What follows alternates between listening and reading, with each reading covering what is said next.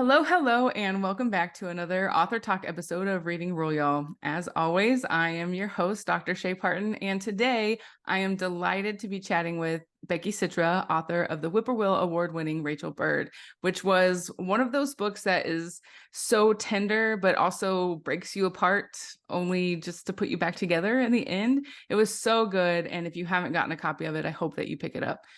Becky lives in a tiny ranch community in Canada. She found the joy of writing as a child, reading books like The Hardy Boys, and she's won numerous awards, including this year's Whippoorwill.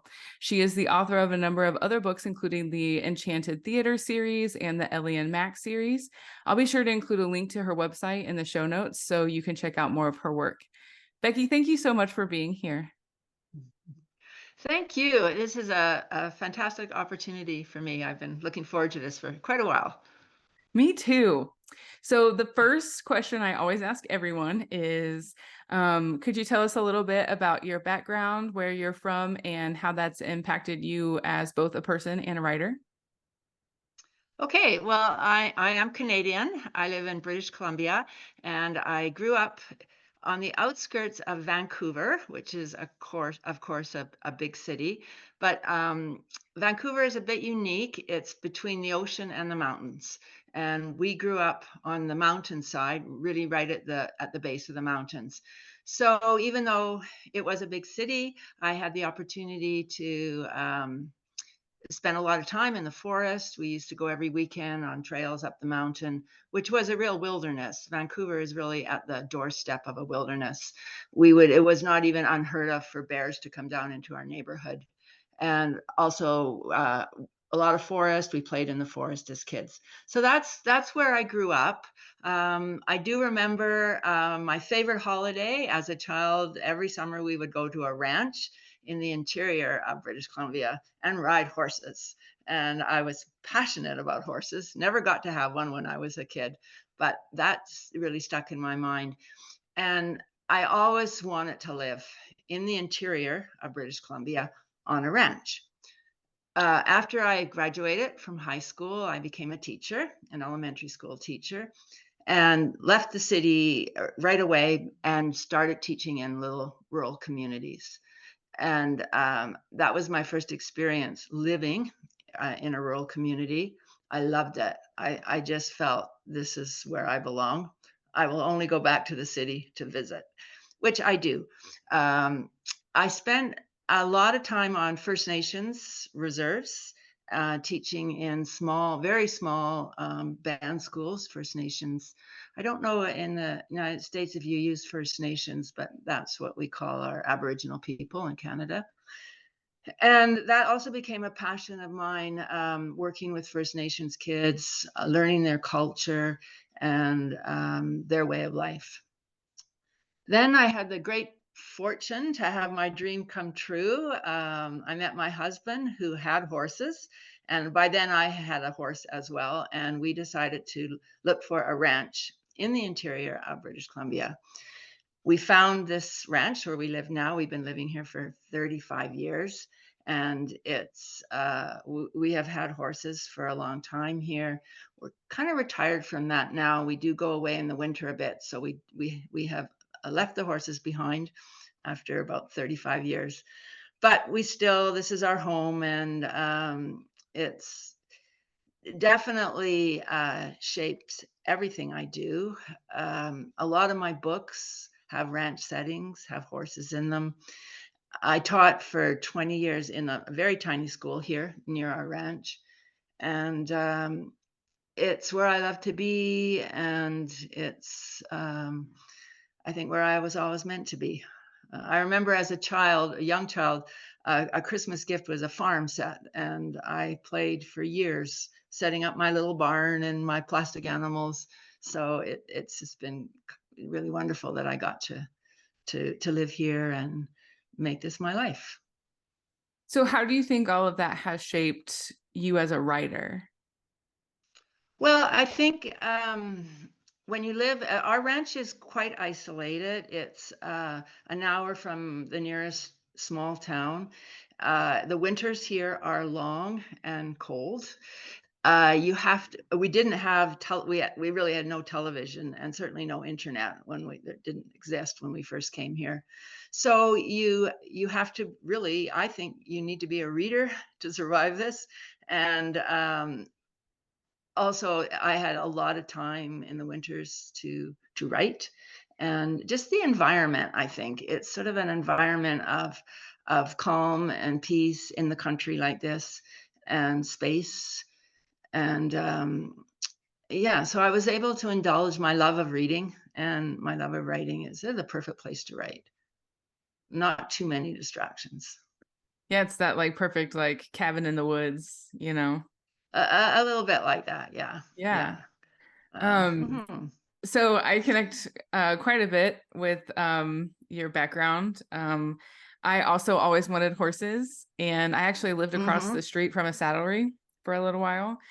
And so mhm. I tried to get my mom to like let me go and work over there and stuff, and she just wasn't having it because we, like I think it came down from my papa who they used horses and mules to plow when he was growing up. Yes, yeah, But then once, modern tractors were invented, yeah, yeah, he just saw them as like expensive pets. And so like once they lost their yes, use, it was like, yes, know, like, but they're fun. yeah, And my mom was like, no. So I yeah. begged and begged and begged her. And we had plenty of land for and basic really a perfect paddock area.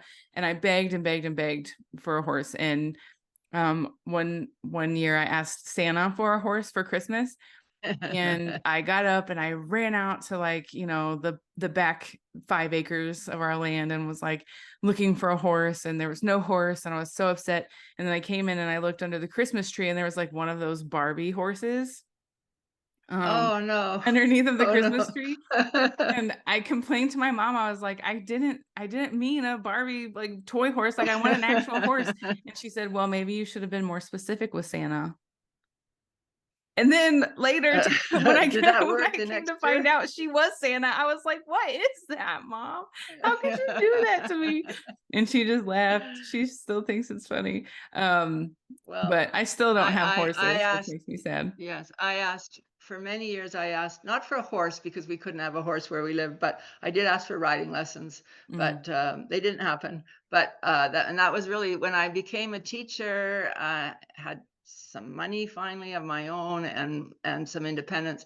That was actually the first thing I did. I took riding lessons and bought my first horse. And Maybe one day. Maybe one day for yeah, me. We'll yeah, see. yeah, There's yeah. actually a salary not too far from here that gives lessons, and I know that my girl would love um she would love Mhm, that. She loves animals of all kinds. So mhm. maybe if I can talk my husband into allowing her to have lessons, maybe we could take mommy and me lessons together. Go together. That would be fun. One of the things that we had kind of started to talk a little bit about before I started recording was sort of the idea of a rural book, and that like Mhm. rural as category or genre is something that not a lot of people think about. And so I was curious, when you were writing Rachel Bird, did you see that story as a rural story or a rural book? And how or why do you think rurality was important to you in the context of that story? Okay, well, to be honest, until I received the Whippoorwill Award, I hadn't really thought of books as the rural idea of writing a rural book. I mean, most of my books have rural settings, not all of them, but I would say 90% of what I write has a rural setting. And that's probably because that's where what I love, and that's what I know so well. So when I wrote, for instance, when I wrote Rachel Bird, I did not consciously decide I'm going to write a rural book. I have to say that Rachel Bird, it takes place in a community called Aspen Lake, and it's of all my books, it's the book that is almost exactly this community. I just changed the name. Our community is called Bridge Lake, just to give myself a little bit of leeway because it is fiction. I changed it to Aspen Lake but virtually it's this community. It's the most, I suppose you could say, accurate book I've ever written that's true to this setting. Um, because I think our ranch is rich in history, and there's quite a bit of that reflected in the book, the pioneer history of this area. And so, no, I didn't really set. I've never set out consciously to write a rural book, but it's kind of what I know and love. And I also do think that in this world today, which is kind of crazy sometimes. And, we all talk about too many screens, too many kids sitting indoors, a lot of urbanization. I think that I do really believe that kids, for a lot of kids, when they read a rural story, even if it's not their background, I mean, there's the benefit for kids that this is something they can relate to. This is how I live. But I also feel just as strongly that for kids that are growing up in cities, in in urban situations, this just like opens a door to a world that they don't know. And I think from kids I've talked to when I do presentations, they in the cities, they just think it's incredible that you can have this access to nature, this access to lakes, to wildlife. So I think that rural books, absolutely, they're so important for kids who grow up in rural settings, but equally for all these children that are in they're maybe on their screens too much, they're indoors too much. And I sometimes hope that my books will encourage these kids to get outside. And because even in a city, you can find a park, you can find wildlife, you can find this. And I just think it's so important. Um, so yeah, so I absolutely believe in rural books now that I realize there is a genre of rural books. And yeah. Well, I don't know. I mean, I don't think that probably, I think um I and some of my other colleagues that do this work sort of, Hmm. invented the genre of rural literature. Yes, It's I not think like so. recognized by publishers at all, which No, is no. which is frustrating, but hopefully maybe one day. Yeah, yeah. But you're not Hmm. the only author that I've spoken to who said like I never would have considered Hmm. this a rural No, book no, until no, I found out no. that I won the award. So Yeah, yeah, um yeah, yeah, yeah, yeah. But I often have had, when I do a presentation to kids in more like in Toronto or Vancouver somewhere, I've had, after the presentation, I've had many kids come up to me and say, "Could I please come to your ranch and see it?" And that's the power, right, mhm. of the countryside, of nature. Um, Yeah. Yeah, I think, we always want to learn about what we don't know, you know. yes, yeah, And so that yeah. whole ideas of like, mirrors and windows. And I always joke too that like sometimes it's a window, but it's just shiny enough to where you can also see your own reflection Yeah. as you're looking out. Yes, that's Um, a good image. Yeah, yeah, and I feel like that's kind of yeah. what Rachel Bird was like for me because, I grew up on a Midwestern corn and Mhm, soybeans farm where, at mhm. one point we also had hogs, but like it's definitely not a ranch. Yes, I've seen ranches, but I've never yes, worked one yeah, and I've never lived on yeah, one. And yeah, so, and yeah. then, I every, should sorry. no, I, I should add that a ranch in British Columbia is not quite the same as what we think of as an American ranch. These huge with cowboys, and it's not quite like that. It's a little different, but it is, yeah, it is a ranch, but we don't have cowboys, and yeah, so just a little bit different. I always think of it as like, it's like because in Indiana, we don't really make a difference usually between like people who raise crops and people who raise livestock. Like everything's just Yeah, a yeah, farm. But a farm. Yeah. in my understanding, like a ranch would be like livestock specific and, Yes. usually either cattle or horses. Yeah, Um, yeah, and we that's had hay as well. We used to, right. cut hay.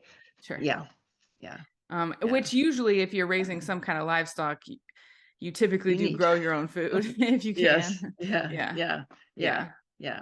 Another thing I think for, the attraction, a lot of kids now are so, again, in a more urban setting, they're so supervised because there is this perception that it's not safe to be out without an adult supervision. So even going to a park now has become problematic for a lot of kids. And I think that in the country, it's just kids can be have more freedom because you've got, even on your own home, you have more property, you can go out in the field, you can go out. And I think for a lot of kids who are so supervised now, like over supervised, in my opinion, they read these stories and they just long to have that kind of freedom that you have on a farm, or even in a small town. um, so that's another, I think, draw for kids when they read rural books. And um, it's just a way of life that's fading for a lot of children, Yeah. I mean, my mama used unfortunately. to Hmm. lock our door, push us outside and lock the Yeah. door, like go play. Come back for dinner. Yeah, Yeah, and I I'd know. sneak a book out and I'd Yeah. like use the doghouse to help me climb the tree at the back of our Yeah. yard, and Yeah. I just, Yeah. read Yeah. out there, or we'd go traipsing Yeah. around in the Yeah. woods or whatever, Yeah. Yeah. and Yeah. then Yeah. come back when it was time for dinner, Yeah. do a tick Yeah. check and then go to bed. Yeah. Yeah. It's a Um, good life. it Good life is. for kids. Yeah. And I think Mhm. you definitely see that freedom in Rachel Bird. There's a Mhm. lot Yes. of roaming around the property and sort of getting to know Yeah. the lay of the land, um Yeah. Yeah. and to figure out how Yeah. to exist there too, which is another reason that Rachel Bird is really interesting to me, because I'm fascinated by this idea that we are from places, but we're also from people. And so Yes. Rachel is from her people, but she's not from the place of Mhm. her people. And so it's sort of this Yes. like immigrant story where like and she doesn't even really know her grandparents that well before she goes to live with them. And No, so no, no, um, no. like when Margaret is the grandmother's name, right? Yes, yes, Yeah, so yes, when yes. Margaret picks them up and like, they go to the ranch, like Yeah. there's a learning curve, right? Trying to figure out Oh, like yeah, how to yeah, exist yeah. on the property, because there is no cell Yes, service yes. and there is no internet No, I and know, there, I know. and like finding your own Yes, fun and that sort of thing. yes, And so I yes. think that A there's and in the go mhm. ahead. In the first part that, through a lot of the book, she's always plotting how she's going to get out of here, Right. back to Vancouver. All her plans to get back to Vancouver, where she had a boyfriend, where she had internet, where she, yeah. So it was kind of fun, creating her. But yeah, as she learned more and more and uh, got to love the ranch, but also got to love being part of the bird family, I think, for Right. the first time, and recognizing what that meant to her to be a bird. Um, so Yeah, and a yeah, bird who it didn't was, wanna fly away, like yeah, I exactly. loved Yeah, that, yeah, about her name, yeah. Hmm. but yeah, so, like, having ties through the history because she's from the people, Hmm. and then Yes, working to strengthen both the ties to the people and also to the land. I thought that that was yes, really interesting, yes, um, yeah, especially because of the very particular fracture that occurred between her yeah, and her grandparents, yes. because no spoilers here, because of an No, event, I know. Yeah, yeah, and her mother's connection to that event. right. Yeah, Um, yeah, so, um, yeah. Yeah, yeah. I've always been interested in stories where that, because the event, which we won't say what it was, that happened in the past, but impacted the family enormously. And I've always found that from when I read, I've always loved stories where there's some event that's happened that, just never goes away, and years later can surface and really explain a lot of things and needs to be resolved. So that was fun in the book, sort of creating the mystery around that and sort of what happened and Yeah, it's like the butterfly yeah. effect, right? And there's even butterflies on the cover of the book. So like, Yes. Yeah. Yeah. because of the what they're origami, right? The Mhm. origami. That's right. Yeah. Yeah. The That's right. origami Yeah. butterfly. But yeah, so it's Mhm. like, this event that happened, like there are ripples, right? Yes. And it's like Yeah. Yeah. you can never go back to the way things were, and it affects generations of people No. who don't No. even know that it happened. Yes. Yes. Well, this. Yes. I mean, Rachel discovered all this and Right. explained to her a lot of what was happening in her family and but yeah, I mean, I guess all families have Mhm, secrets and mhm. things that in the past, and um, Yeah, and I think,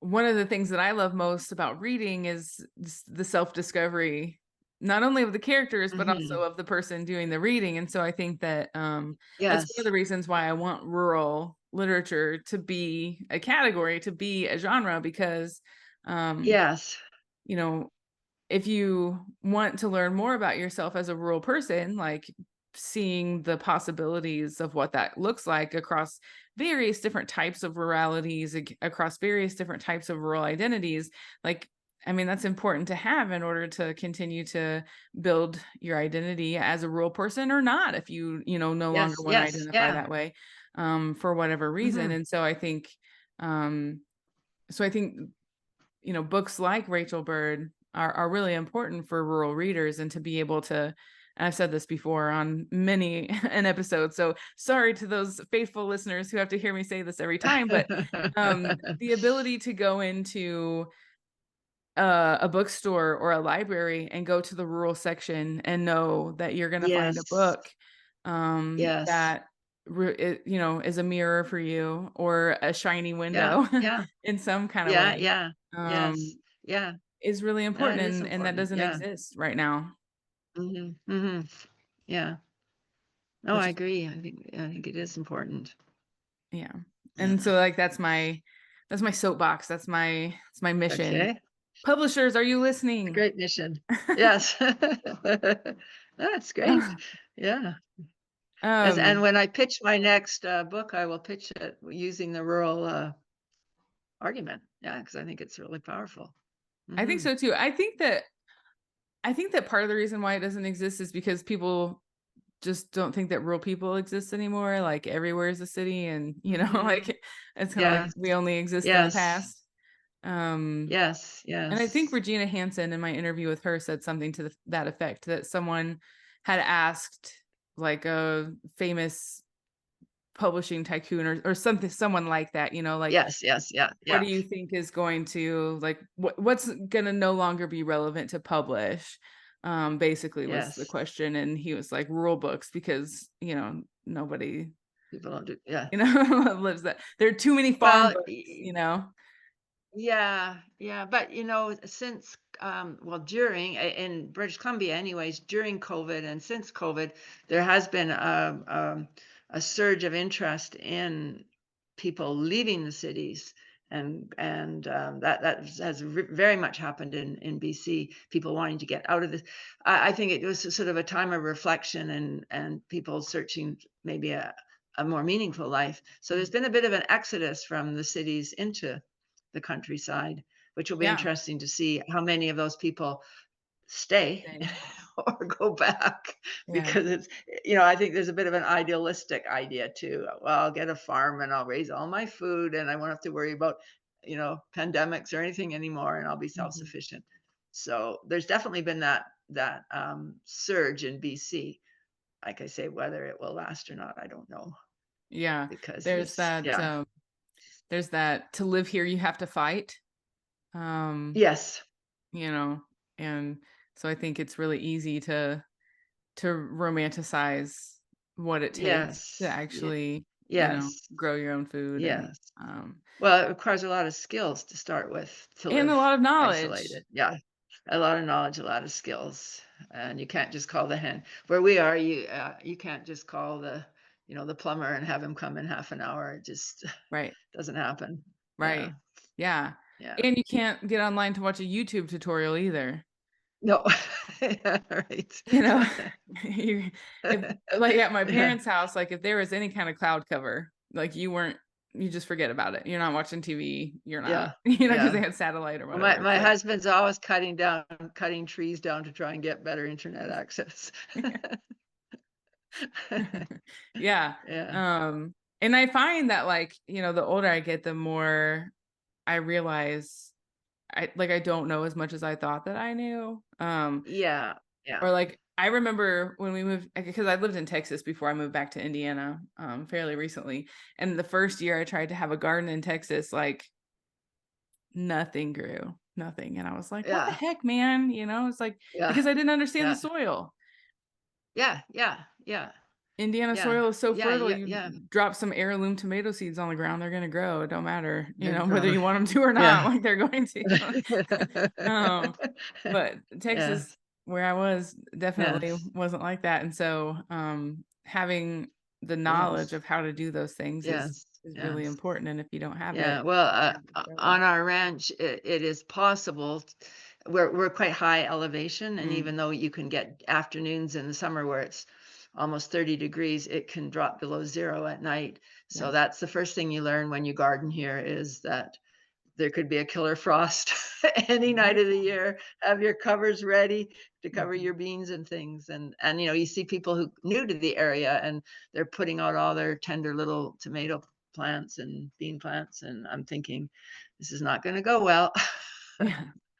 Yeah.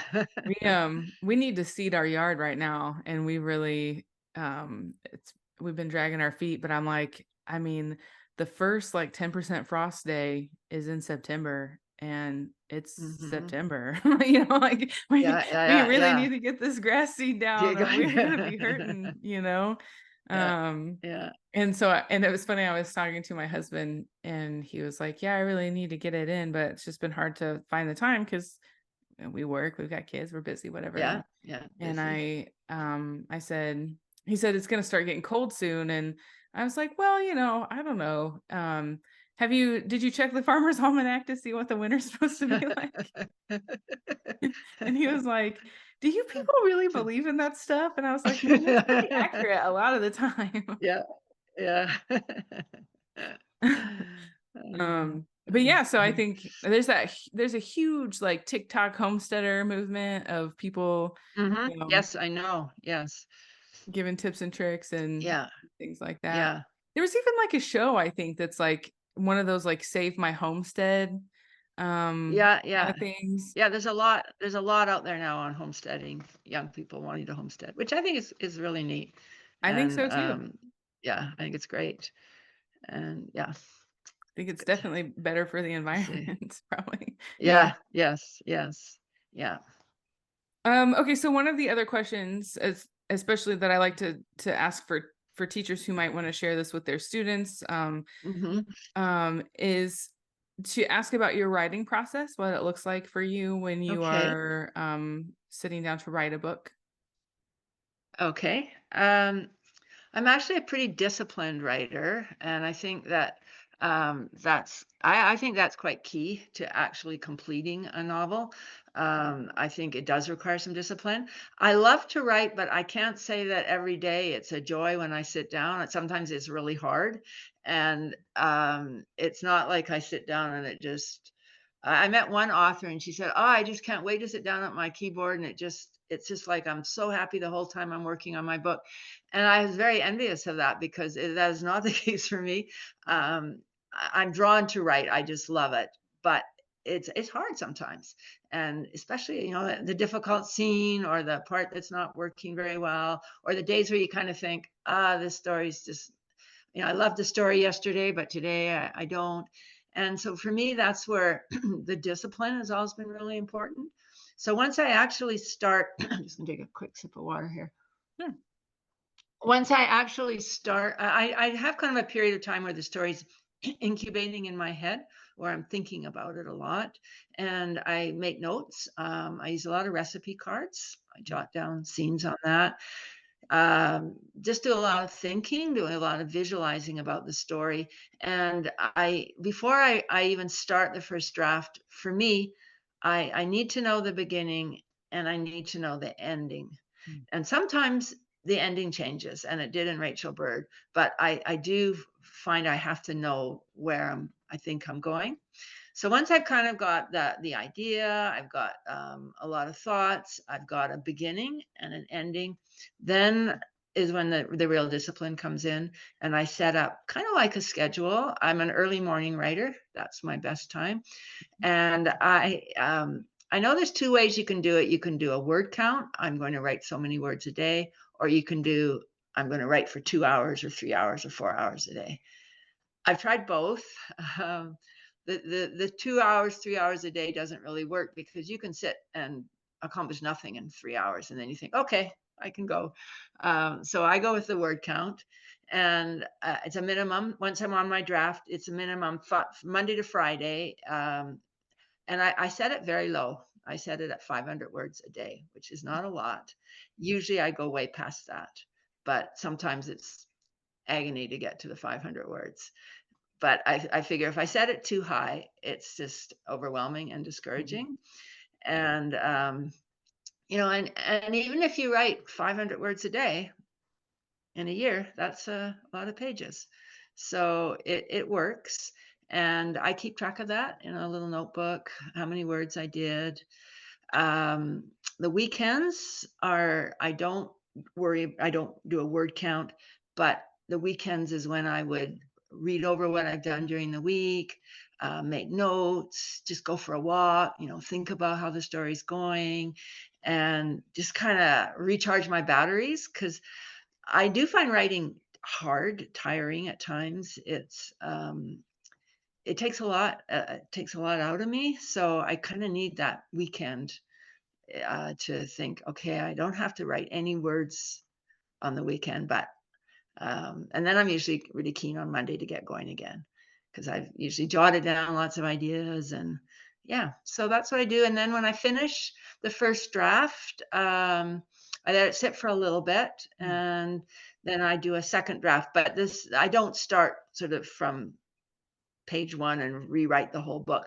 I kind of work, but it's a lot of rewriting. I mean, I end up rewriting a lot. The second draft, and then the third draft, which is getting a little more refined, and then sort of the final polishing.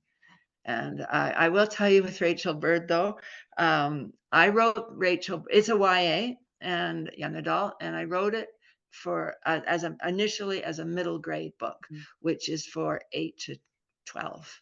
Mm. And when this publisher, Second Story Press, accepted it, it was accepted. That was the manuscript I'd sent, a middle grade.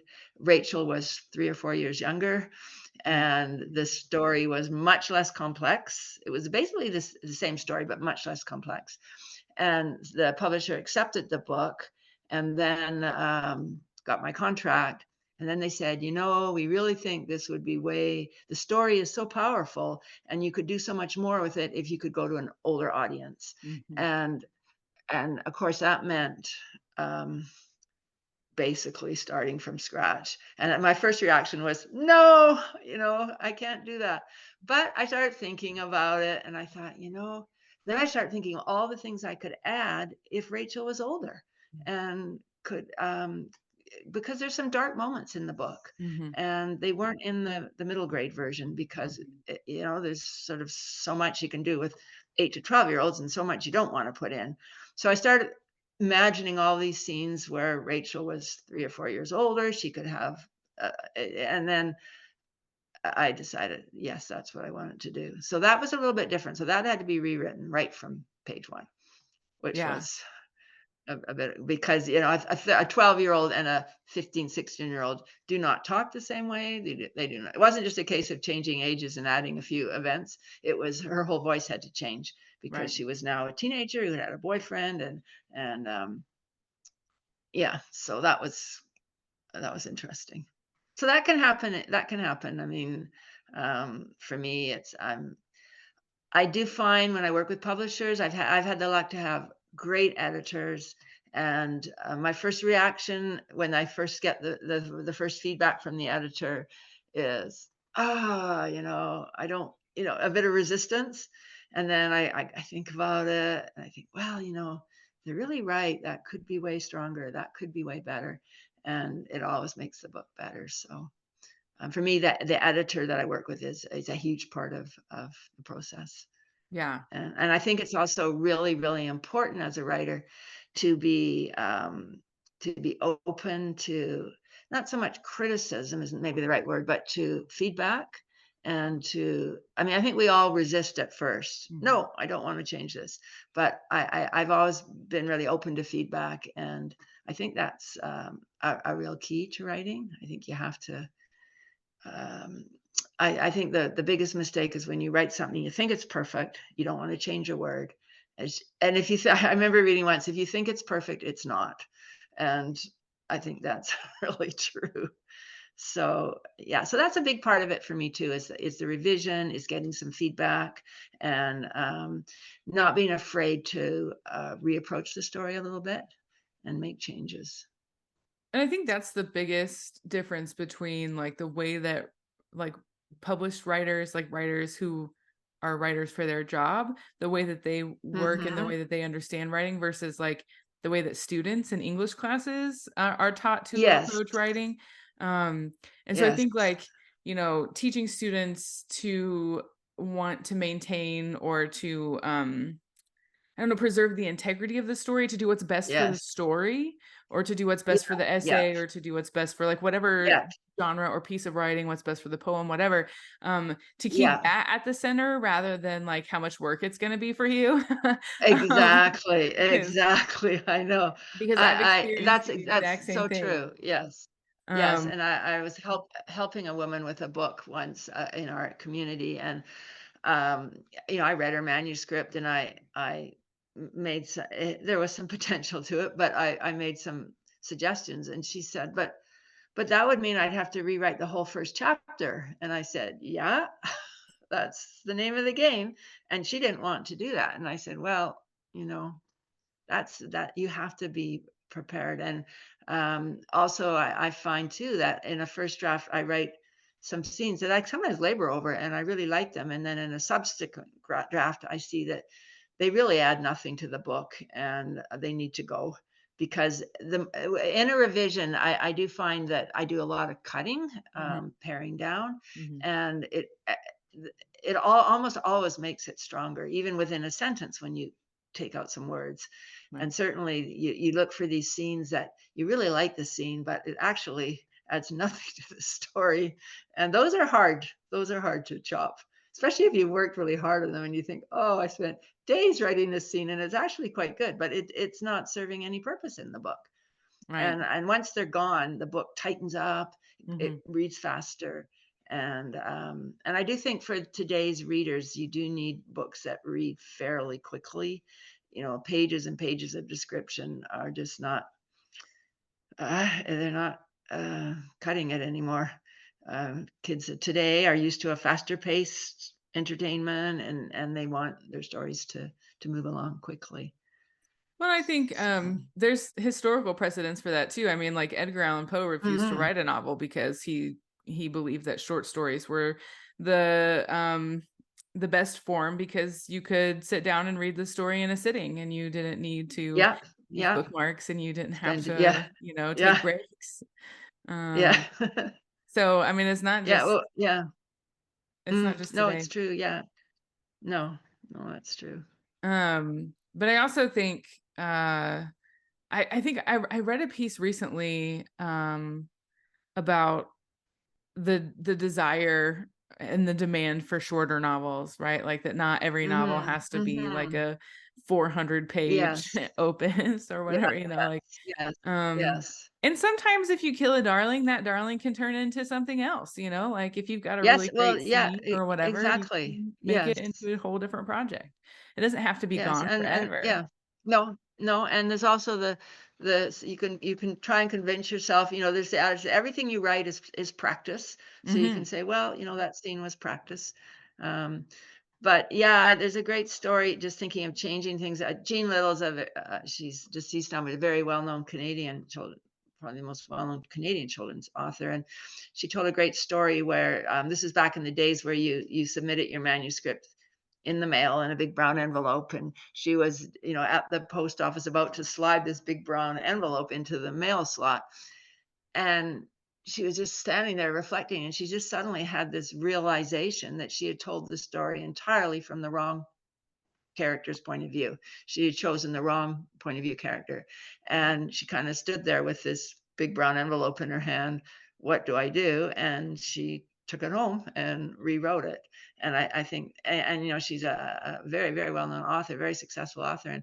And so it happens to everybody. But, that's to me a true writer. Once she realized that, she said she just suddenly realized, I didn't tell this from the right character's point of view. And once she realized that, she had to fix it, which of course Yeah, meant writing the whole thing again. right. But Right. But that's yeah. what it takes sometimes, to Yeah, it does. Yeah. Yeah. So yeah, so I think for me that, the discipline is huge, and the willingness to change, to be open to feedback, but also to keep the fun in it. I mean, I do always remind myself that keep the fun in this, like try, don't get too serious about it. Don't get too worried about it. Just keep it fun. And I think by and large, I've managed to do that. Uh, well, that's good.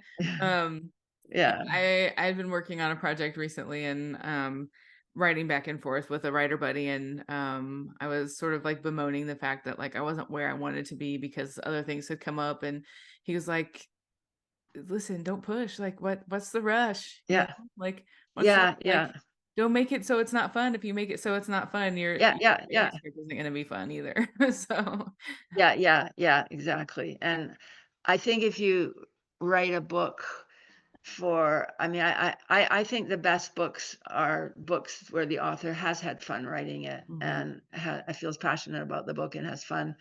I mean, I've never been able to just take a topic because this would be a good topic because it's current right now, and right. they're looking for books about this and that. So it would be a good idea to write a book about a topic. But if it's not fun for me, if it doesn't interest me, it's not a passion, it would be impossible, I think, to write a good book.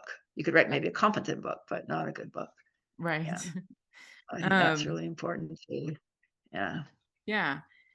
So one of the pieces of advice that writers give on this podcast a lot for people who are aspiring writers, which I'll ask for yours in a Mhm. little bit, so don't let this sway Yes. you, but Yeah. um, is that to be a writer, you have to read a lot. And so Yes. one of the things that I was curious about is like, what do you like to read? What do you find inspires you to keep writing? Or, what is it that you feel like really feeds you as a writer? Yeah. Uh, yeah, well, I read a lot. I've always been a reader since I was little, and my reading tastes have changed over the years. I think I'm quite an eclectic reader right now. I'll read sort of anything that comes across that looks interesting. I did go for years. I read a lot of mystery series, all the sort of adult mystery series. I'm off those now. I don't read a lot of series, and I'm just not really that. They were great for a long time. The snowy winters on the ranch, I pour through all these mysteries. I'm more interested in reading books where more character-driven books where the Mm. characters are really strong. I love books about families. I love books about women, mothers, grandmothers, and I have noticed in my own writing, which I consciously haven't done, and it's just sort of I suddenly realized one day that a lot of my books have very strong mother daughter, mother, granddaughter relationships in them. That comes up in a lot of my books. And I just kind of realized that one day. And then I thought, well, and I do like to read those kind of books. Mm. Um, so I think that I read some classics. I kind of go back and forth. I like to kind of read something a little longer or a classic and then go back to something a little lighter. Um, I do read in French as well. I speak French and English, and I also read translations. I read some books by Japanese authors that have been translated into English. I read a lot of kids' books. I Yeah. love, especially YA, and but middle grade too. I just love them. I mean, I read them for my career, of course, but also I just if I have a good kids book in front of me, and I just very happy to read that, and sort of follow different authors, and so that's a big part of it for me too. I listen to a lot of audiobooks. That's something more recent. And Rachel Bird has been made into an audiobook, which is the first of my books that's been made as an audio.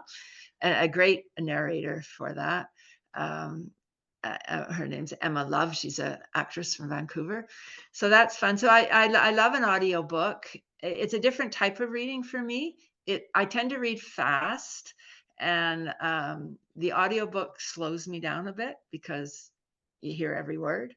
Mhm. And I think perhaps sometimes I can read a bit too fast, and because I am a fast reader. So the audiobooks are great. I find that it's a different experience, a totally different experience, Mhm. but it's I yeah. also have recently been super into audiobooks. Hmm. And I'm actually listening to the Louise Penny Oh, series. Louise Penny, yes, Yes. yes, there, I yeah, love yeah. Inspector Gamache. My husband loves those. Yeah, Yeah. my husband Um, loves that series. it's so Yeah, good. I'm like yeah, waiting for I the know. third Everyone book. loves it. Everyone loves it. I Um, haven't tried it yet, but everyone loves it. they're Yeah, really, really good. yeah, the interesting thing for me though with audio, I started actually with audiobooks because for a period of time I was having a lot of trouble with my eyes and Mm, headache related problems reading. So I thought, well, I'll try audiobooks for a while. At first, it didn't really work that well for me, and I don't know why this is, but when I listen to an audio book, which I do often, I need to have the real book there as mm, well. And what I do is, my husband thinks that's bizarre. He said, "You buy the audio and you get the real book too." I said, "Well, I just have to." And when I go, because if I go back to the audio and I just turn it on, I I I don't know. I just can't seem to remember exactly where I was, and it takes me a mm. while to get back. I like looking in the real book. Sometimes I'll read a few pages before I start the audio, put the bookmarker in it. For me, it just makes the audiobook seem like a better experience. It's a bit strange, but so I'm listening to the tape and I've got the book beside me and I kind of move my marker along, and that works for me. Yeah. And I think that's what matters, right? Like you find what Yeah, works. yeah, yeah. Exactly, Um, yeah, what I yeah, love about audiobooks is that I listen to them like when I'm driving, or I listen to them, while I'm doing yeah, dishes yeah. or laundry. And Yes, then yes, and then I yes. live in the world of the book so Yeah, much yeah, longer than what I can if I yes. have to have time to sit down and actually hold a book because Exactly, yes, I can yes, do whatever I need to for the yes. kids. I can go on Yeah, our yeah, 2-mile walks every day and be yes, paying attention to them, yeah, but also be like, yes, listening to the book. And so, um, yes, right now I'm listening yes. to Monica Brashear's House of Cotton, um, Oh, yeah. which is excellent. It's Is been it? really, really good. Yeah. So, do you have Yeah. anything you've read recently that you would like to recommend? Um, oh,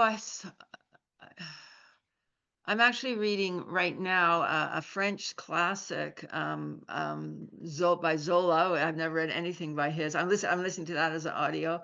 It's a great story about an artist. I can't. Nothing really. I mean, it's just some. I have to have my list beside me. So, Yeah.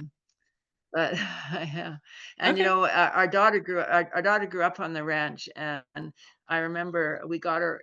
She was a great fantasy lover, and Mm, when she was younger, the winters were very long, very cold, and we're quite far from neighbors and that. So we got her all the audios for the Harry Potter series, and she listened for hours and hours and hours. And if you get a good narrator, I think with the mhm. audio, the key is the narrator. Yeah. You need a good narrator, and yeah, and if you can get a good narrator, it's a really wonderful experience, and a narrator that can do different voices, and it Mhm. can really make the book come alive in a Mhm. different way.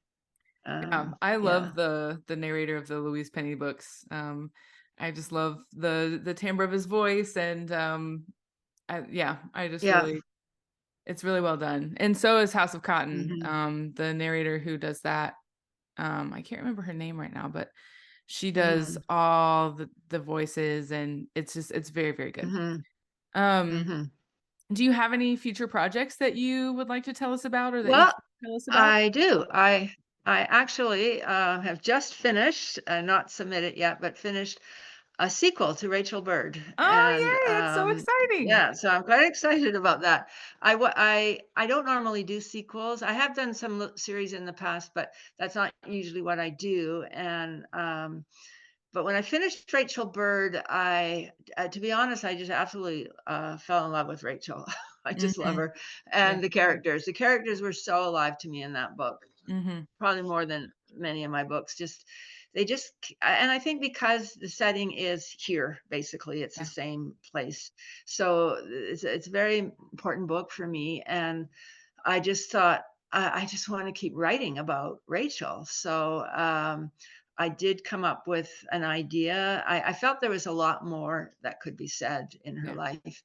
So the sequel, I won't really say too much about it because again, spoilers. But I think I'm pleased with where it went. It went a completely different direction than I thought it was going to go when I started, and I just finalizing it now, the final kind of polishing of it. So that's exciting for me. And then after that, I have done a little bit of historical fiction, and I thought of maybe doing something like that for a change. And another project I've had in my head for years and years, and we live right beside a little lake here. Our ranch is right beside a little lake, and there's an island out there. And I've just had this idea about a rabbit, not a person, a rabbit who is on the island. I've wanted to write this story for a long time.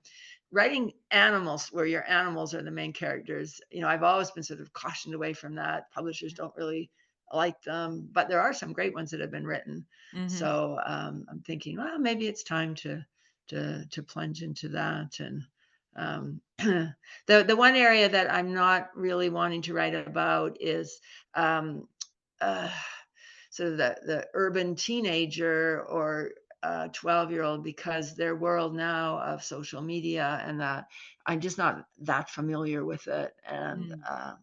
I don't think I could write effectively about the life of a teenager, say in Vancouver. I just, it's just a world I don't really know.